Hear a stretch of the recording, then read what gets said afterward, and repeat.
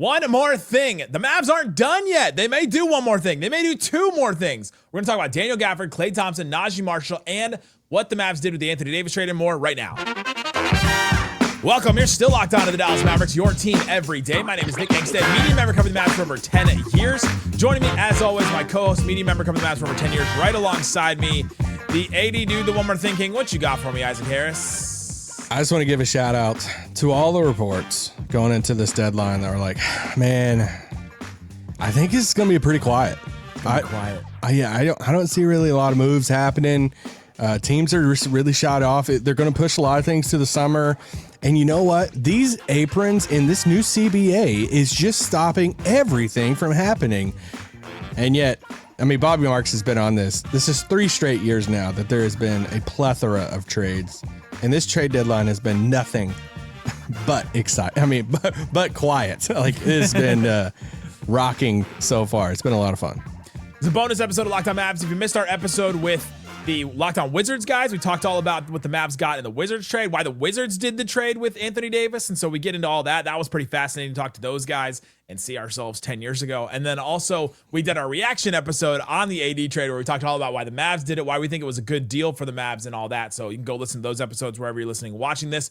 But right now, I want to talk about where the Mavs are going next because there's still time before the trade deadline. And I think one of the big things that we haven't talked enough about with this Anthony Davis trade is the Mavs did it with over 24 hours before the trade deadline to spare.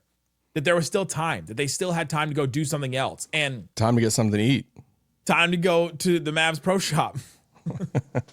There's all kinds of time for the Mavs to get something else done.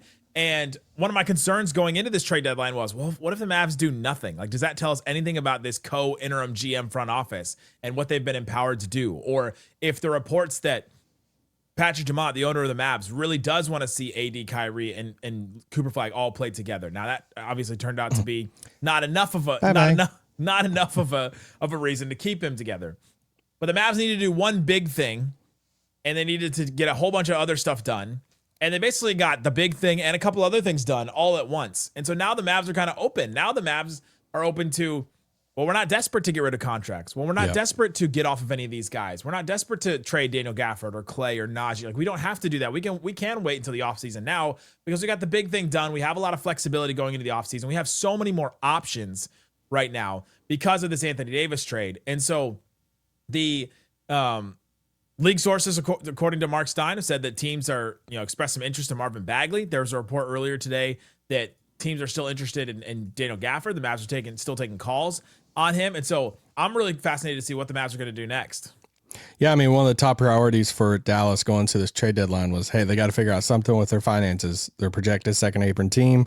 They're a bottom record in the league, one of the bottom records. And, they had kind of a couple different ways to do that. And if they didn't do the AD trade, and this is why we've been on it too for the financial side, is if they decide to hold on to AD, then you might see some trades that you probably really don't like, of like a Naji Marshall or, some of these guys that they might just offload for hardly anything just because they're trying to cut the salary. Well, now they don't have that pressure. Or have to pay to get off of some guys. Yeah. And now you can, I mean, there was always a scenario. I mean, I got a question, which shout out to our Discord, our Subtext Insider program, been doing did a big Q&A tonight too. And just answering a ton of questions, ton of your guys, questions on just trade deadline day and where the Mavericks stand right now. But, someone asked like, hey, what would you even like attach? Like, what would you be willing to give up with D'Lo to get off his contract? I'm like, nothing. I don't want to. We shouldn't have to. You include him in a bigger deal like the AD thing. And so now the Mavericks they were a top 5 payroll in the league. Trust me, I feel like I look at Spotrac every single day. They were a top 5 payroll in the league. Now they've dropped to the 18th payroll in the league. They're $10 million underneath the first apron now.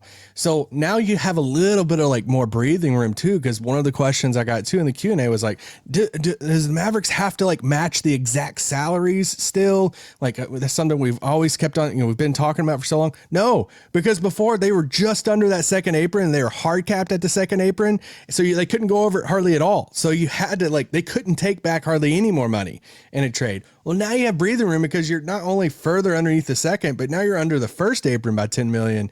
So now you really have a lot of flexibility. And I feel like you have the upper hand for like some of these other trade talks, whether it's Naji, Gafford, whoever it is, to where you're not as desperate, and teams know you're not as desperate. Because, if you didn't make the AD trade, whoever's talking to you about Daniel Gafford right now is saying, hey, well, we know you got to get off the money. So, call us back when you're willing to take, a couple seconds for Gafford instead of that first. Now Dallas is saying, no, we can actually keep him if we want to. We're fine financially. So you call us back when you're willing to give up that first round pick.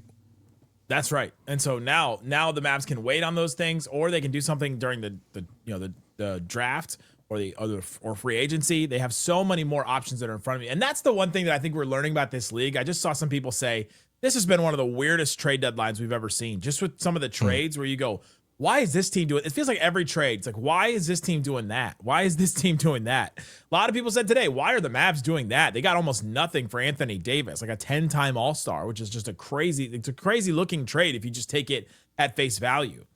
It's about flexibility, and it's about being able to move on from guys that are going to hold you back, or imperfect stars or imperfect, role players that are paid like stars that you just can't have with this new CBA. You don't have the level of margin to get over some of those guys and some of those bad contracts, or some of those contracts that are Anthony Davis was 35% of the cap and was not playing 35% of the games. Like that doesn't work.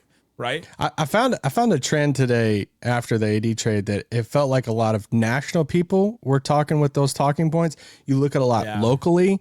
Right. Even, some of our peers and stuff. I started looking around with some of our peers and stuff in media, like our friends over at DLS, seeing Mike and Mike Palucci and Mike Marshall over at D Magazine. I was like, when did Mike and Mike get back on the air? Mike, they were both like, hey, this is kind of a miracle that they pulled off a trade like this. Dallas did. So it's not just like local media, but even like looking around at some, I get Twitter's not the entire fan base, but some of the like bigger, Mavs fan Twitter accounts, looking at like SJ on Twitter, and that is, so pro for this trade, looking at, Kirk over at Moneyball. And it's like, there's just, you look at a lot like local personalities, local fans, local media.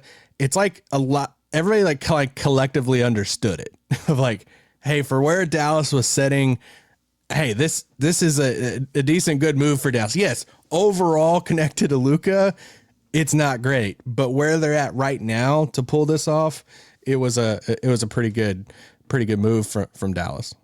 And now the Mavs can do other things. They don't have to just wait for this deal to play out. And so that's the thing that I think is really fascinating for the Mavericks is what's next? What's next for Gafford? What's next for like Stein said, they've already been getting some external trade interest in Marvin Bagley. So he might not even end up with the Mavericks. The Mavericks could flip him for something else. And the more seconds or even I'll take bad firsts for any of these guys, except for maybe Naji.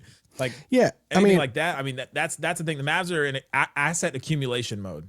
That's the thing. And I would say with a focus on draft capital right now with any of these trades, even like, you look at a guy like Chris Middleton, they get his contract in there. It's expiring contract. It's $33 million.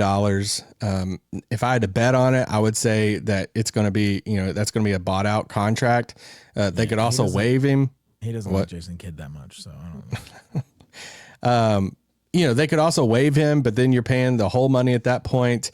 But I don't expect him to be on the team. Could they use that contract in the next 12 hours or how many hours we have left until the trade deadline to bring back more money and receive assets in that deal? They created a trade exception in this deal. It's all about, and I know people don't like hearing the word flexibility, but it's different. Like, our friend Bobby Carolla said, there's a difference between having flexibility now and what the past regime of like Donnie and them used to say planned powder. Yes. Because planned powder back then was all about free agency, and I'm stealing this directly from Bobby. It was all about free agency back then. This flexibility, how teams build now, is, you don't see a lot of action in free agency. It's all about trades and drafts. And so now you're building that because you have that trade, you have that trade exception that you can use to absorb money to get on assets like, draft picks and stuff. You can go out and use your full MLE that now you've created for next season. That is going to be huge.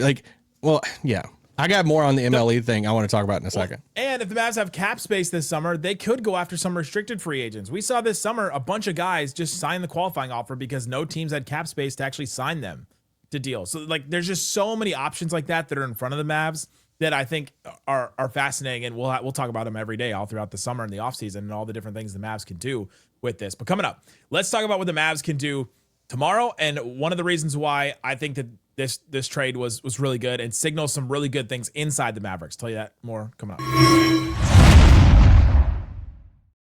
Today's episode of Locked On Mavs brought to you by FanDuel. FanDuel Sportsbook has all kinds of things for you to get in the action during the Super Bowl.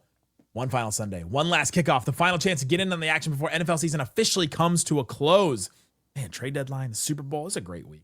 Super Bowl 60, FanDuel's making sure you're right in the middle of it with all kinds of things like you can go check out their same-day parlays that they have. You can go check out the Super Bowl MVP odds. Sam Darnold plus 115. Feels like that one went up. Drake May plus 230. You have Stephon Diggs plus 4,500. That's kind of crazy. Lots of props that you can do. What's like a fun prop? Special teams to score the first TD. That's happened before in a Super Bowl. No touchdown in the game. That's kind of a sad one. But then if it happens, you're like, oh great. A quarterback to get a reception. So like the Philly special. You can do all kinds of stuff like that on FanDuel and stuff that's maybe more likely to happen. If you're a new customer, bet just $5 and you win, you get $200 in bonus bets. It's a new deal for a new customer. So bet $5, get $200 in bonus bets. Make it count because after the Super Bowl, the season is over for football. Visit FanDuel.com to get started. FanDuel, an official sportsbook partner of Super Bowl 60. Shut it down! Let's go home! All right, Isaac, we're talking about the Dallas Mavericks and the trade deadline. There's all kinds of stuff happening. If you love this show, we do shows 5 days a week, even more than that. Subscribe to the Everydayer Club, where you get access to ad-free audio episodes of this show. We put out at the same time as the normal episodes, so you'll get it right at the same time. And you can go to lockedonmavericks.supercast.com. You also get access to the Discord that Isaac was talking about before, so subscribe to that. And right now, if you use the code MOVINGON, because the Mavs are moving on from Anthony Davis, you just use the code MOVINGON, you get access to a free month of that Everydayers Club, so you can try it out, see what happens, and yeah. All right. Let's talk about the couple of things that Mark Stein reported about today when it came to the Anthony Davis trade, because I think one of these things signals some really good things within the Mavs. He said a team source told the Stein line, the building around Cooper era starts now for real. And then said another team source, there's no confusion now that we are building around Coop. Pledge allegiance to the flag, man. I think that it was obvious to everybody that should have happened. I did a show right after the draft. And I said, all right, the Mavs, if they wanted the best for their future, they shut it all down now. They sell off these guys now. You trade off, you trade off Anthony Davis and Kyrie, even if he wants to, and all that. Like, you trade off all these pieces and build around Cooper Flagg. And I got a bunch of hate for it. And now the Mavs have come around to it. Took till February, but the Mavs have decided, all right, we're building around Coop. There's no more of this. Well, maybe we'll try to win now with this timeline and Nico's plan and all that. So like, there's no more of that. We've moved forward. We've turned the page. And it's not just about vibes with Anthony Davis. It was about the lack of flexibility, the lack of like options that the Mavs had. Like, you were just beholden to waiting for Anthony Davis to come back from injury every time. That's all the Mavericks could do. And now the Mavs can do other things. Now the Mavs can move forward. They can actually build a team around Cooper Flagg instead of the team that was haphazardly built around Anthony Davis and then had Cooper Flagg kind of shoved in the middle of it and was waiting on Kyrie and then was waiting on Anthony Davis again. Like, this just was never going to work. You got Cooper Flagg. You still didn't fire Nico Harrison. You go into the season and with the whole intent of still trying to play out Nico's vision. Nico gets fired. And the moment that Nico gets fired is the moment that vision goes out the window. And that's one of the first things that started for me of like, all right, AD might not be long for here. If they're going to fire Nico right now, then they're starting to realize that they got to turn this page and turn it over to Cooper. And this is just another way of doing that. Like, it's just This is part of it. They should be prioritizing Cooper Flagg right now, and they are. And I think it's awesome. And I'm glad. I mean, we could sit here and debate all day, and we probably won't ever know the answer to this. Was everything over the past few months just posturing from everybody? We made jokes about it on this show a lot. About, every time we saw the Dumont, I just want to, I want to see those three guys together. AD's going to come back. We're not tanking. They're going to try to go for it. Let's see how they could hold him to the offseason, take him into next, training camp. All this stuff was that a bunch of posturing to the league of like, well, crap, maybe they're not just going to, give him away. Now you can argue they still gave him away, but still I still don't know how much I ever believed after Nico was fired of, man, I don't know. I kind of want to see the trio together, next fall, or this coming fall, I guess. Or in the spring, or, yeah. And speaking of, to come back. Yeah. And circling back to, hey, what's next for the Mavs? One of the top questions I got multiple times was about Kyrie Irving in our Q&A tonight. For all that we know, unless Nick just found out something about Kyrie wants to be in Dallas. I mean, I haven't heard anything different. I don't know if it's something, regarding the trade. I know Nick sent out a text today, an update. Yeah, Mark Spears. Mark Spears had a report on ESPN that he was on. He said, I talked to Kyrie's agent, Shatilla Riley Irving. She said that Kyrie is just processing the changes. He's still committed to Dallas, and source told me, source close to the Mavs told me, is Mark Spears, that they believe Kyrie is still committed to the Mavericks as well. And then he went on to say, obviously, there's 24 hours to see what's happening, but Kyrie's working out. They'll see if he plays. But it seems like both sides are still committed to each other. And if that's the case, then Kyrie's going to stay on the Mavericks. Good. Like, unless Kyrie goes to them sometime in the next 12 hours and says, I want out, you keep Kyrie Irving. He is the leader of the team. You can't break everything down to where it's just Cooper looking around like, is anyone else here? You got to have some pillars in that, locker room, in this, organization. And Kyrie is one of those right now until he wants to go elsewhere. So I keep Kyrie Irving. Yeah, he's making $20 less million than Anthony Davis. That's a point I keep bringing up. People are like, well, what's the difference? Why don't you just trade Kyrie for assets? It's like, well, maybe Kyrie could get you assets, but he's not holding you back flexibility wise. He's not holding you back shooting wise or, playmaking wise on the floor. The injuries have been there for him, but not as much as Anthony Davis in his career. And so there's just a lot of reasons to keep Kyrie. And like you said, he's the leader of the team. Guys listen to him. Guys have learned from him. I think some of the guys the Mavs brought in could learn from him, and maybe they develop a little bit. Like that's something that could be interesting. And they have no incentive to be bad next year. So yeah, right. So you don't want to you don't want to shut down everything. The thing I have heard consistently has been, hey, we want to see Cooper. And I know I was laughing about this, about the trio, but I have heard consistently, we want to see Cooper and Kyrie together.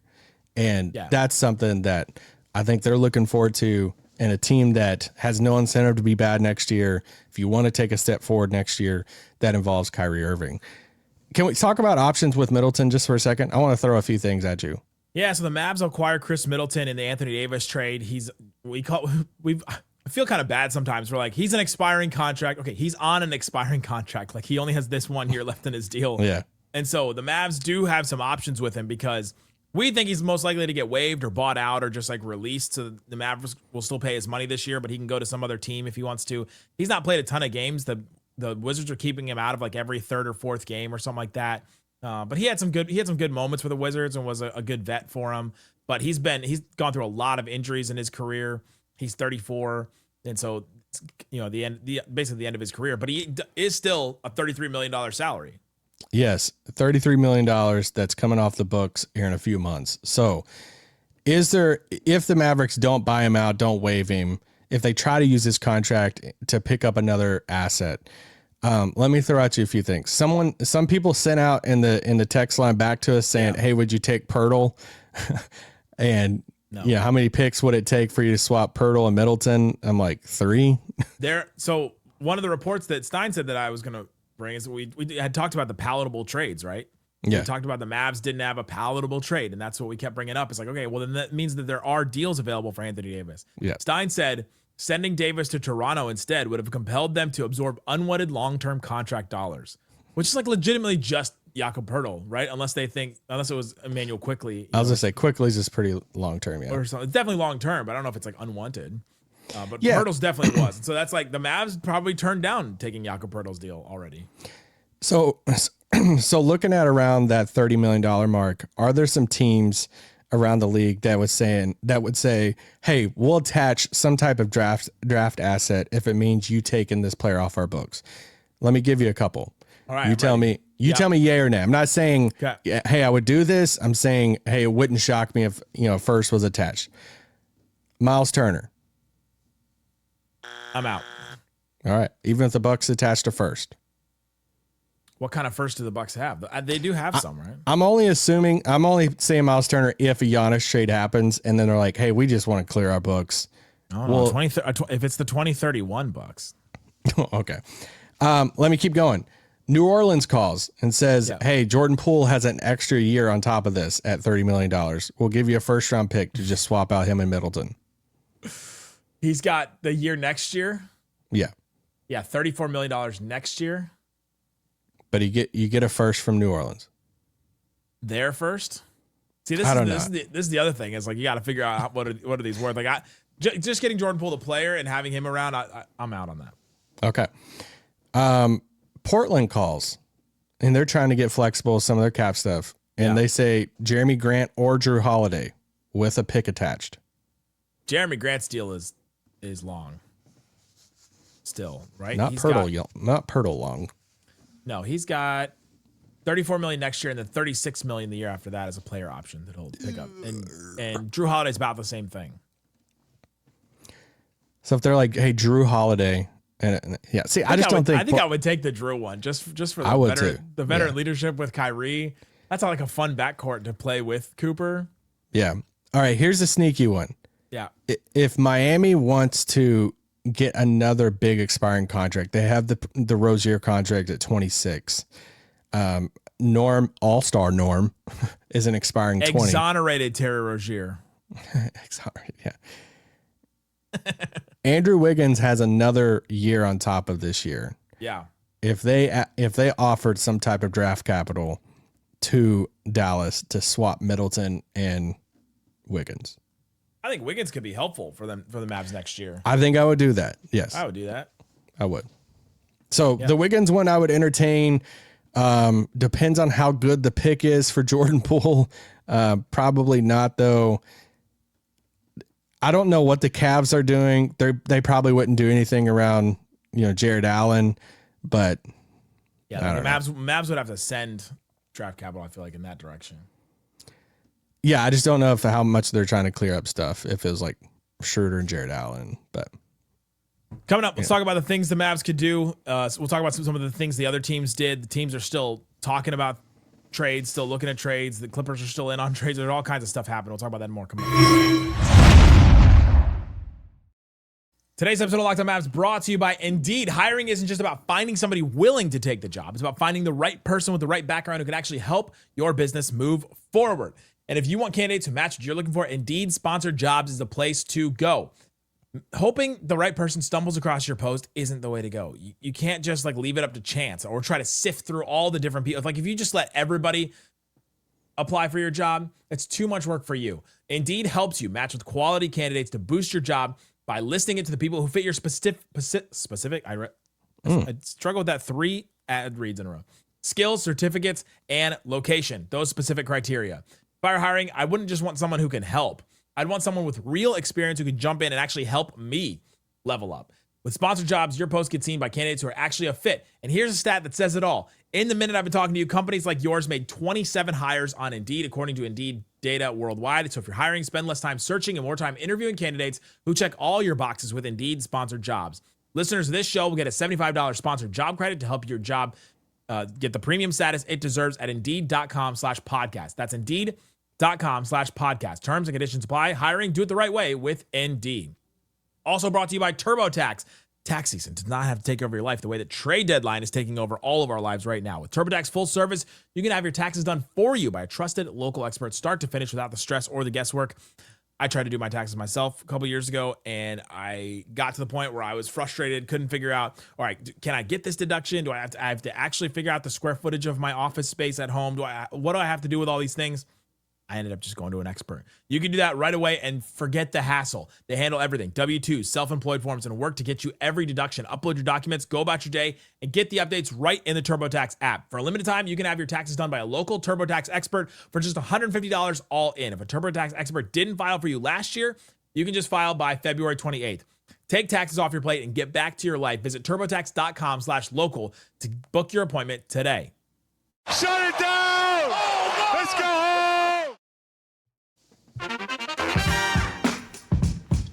All right, Isaac, we're talking about the Mavs and the trade deadline. So many things opened up because of the Anthony Davis trade, and now the Mavs can take on more trades. Who are you expected to be traded next if you're making a guess? Just a wild thrown out there guess from the Mavs. Well, I mean, it's Gafford. I would honestly be kind of surprised if Gafford doesn't get moved at this point. But yeah, I mean, I just haven't heard anything about Klay. D'Lo was the safest bet. But you know, he's gone. He did get traded. Yeah. I mean, so the Mavs have already traded four players away. Wow. Yeah. Which is kind of crazy to think about, but yeah, I mean, I'm looking at Klay, the guys that you would be listening or see what happens over the next 12 hours is Gafford, Naji, Klay. Yeah. I mean, I don't think people are really blowing up the phone lines for Caleb Martin right now. Probably not. There is one player, though, the coach actually said could get traded, and that's Naji Marshall.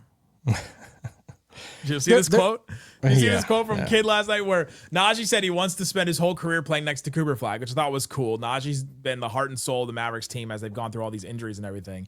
And Jason Kidd answered a question about Naji and said, you know, Naji Marshall, I saw that he wanted to stay here his whole career. That's cool, but that doesn't change anything. He could still get traded. You're like, great camaraderie, bringing everybody together.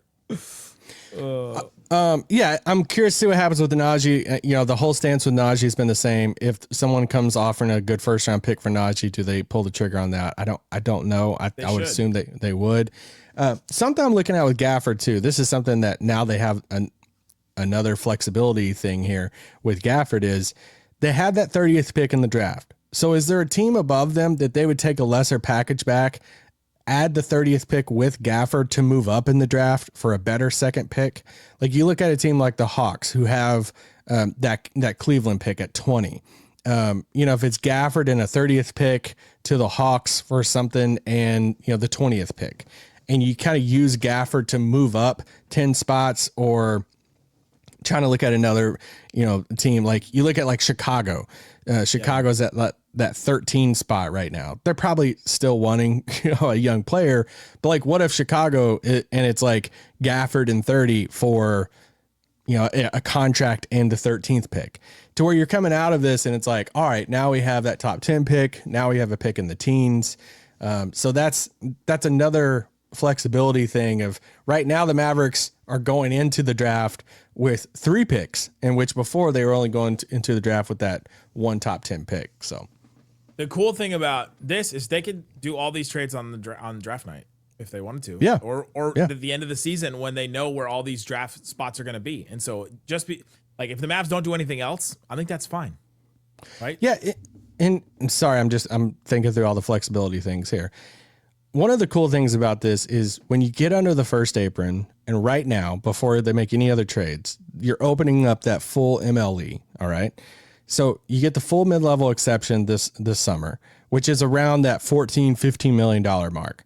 Now, some of you are like, oh, can you get a really good player for around $14-15 million? Yes, you can, especially in a free agent market that hardly anybody has cap money now. All right. Because, you know, you look at Utah, you look at Washington, both of them spent their cap space already over the past, few days. So now, I mean, I think I saw a tweet earlier, like the Lakers are the only competitive team that has like big cap space this coming summer. So if you have a lot of teams that don't have a ton of cap space, then you have teams that have some of these mid-level exceptions. A lot of teams are over the first apron or into the second or close to the second. They don't have a big MLE.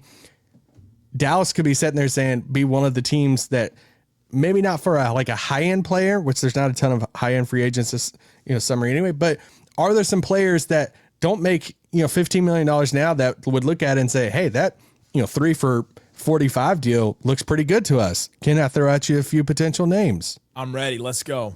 Let's go. You look at a guy like Anthony Simons, who's making like $27 million right now. What's the money he's going to make this offseason? If a team, like Dallas comes and says, hey, we'll pay you $15 million a year, come be a guard on this team. I don't know. John Collins, Lou Dort, Mitchell Robinson, Rui Hachimura, Kobe White, Ayo Dosunmu. That's our boy. Jaden Ivey, Ben Mathurin. Like, I know a lot of you guys are probably listening to some of these names like Mathurin or, Kobe White. And it's like, dude, there's no way they're going to take $15 million a year. Probably not. But like Mathurin makes $7 million right now. Does he really? Who's going to pay him $30 million this coming summer? It's the Kuminga problem. The Quentin Grimes problem is like these guys want these big contracts, but they're not going to get them unless somebody has the money. And so, all right, then they have to take the next best offer.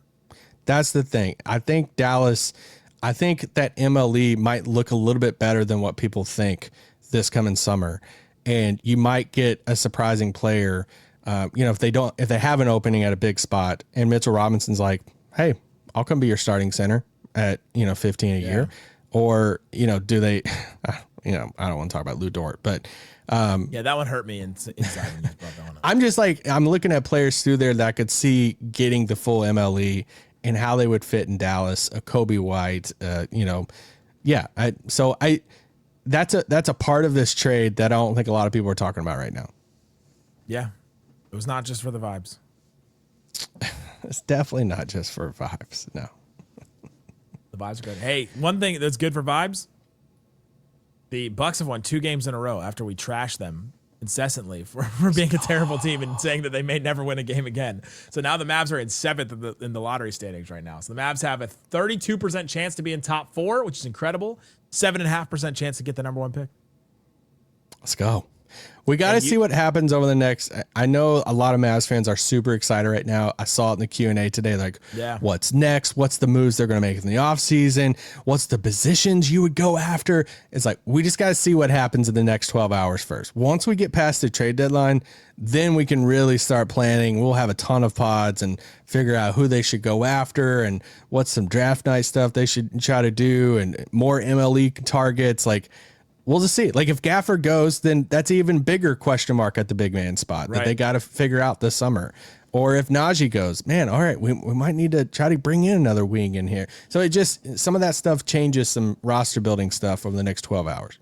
We'll see. We'll have shows. We'll have a show right after the trade deadline is done, no matter what happens. We'll have an emergency show if the Mavs do something early. And then also slightly now we'll have a show after the Celtics game. Isaac will probably be on that one too. And so we'll talk about all kinds of stuff there. Guys, thanks for hanging out with us. Check the QR code, links in the description for different ways to follow the show. Thanks so much for listening to Locked On Mavs. Peace out. Boom. Dogs. All of us. All 5.